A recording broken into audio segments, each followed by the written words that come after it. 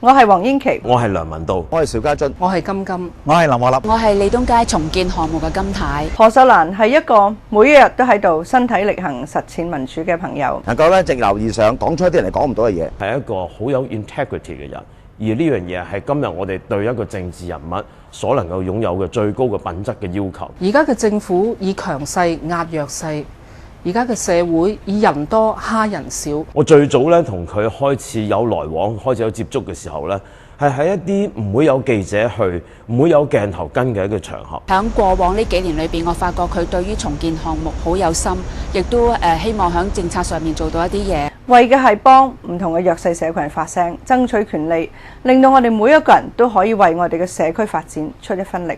何秀蘭能夠喺議會裏邊咧扮演住一個咧是其是非其非嘅角色，能夠俾到一啲新嘅觀點，俾到一啲新嘅衝擊我哋。受欺負嘅人、受壓迫嘅人，需要一個有正義感、肯為大家出頭嘅立法會議員。投咗票咁多年，我相信大家都會有啲後悔嘅經驗。只有一個人，如果我投票俾佢嘅話，或者我幫佢助選嘅話，我係一啲都唔會覺得後悔嘅。佢就係何秀蘭。4年前呢，以800幾票呢，就不幸呢係落選立法會。今次呢，我哋一定要支持何秀蘭重返立法會，支持何秀蘭，支持2號何秀蘭。大家投2號何秀蘭一票，請投2號何秀蘭，重返議會。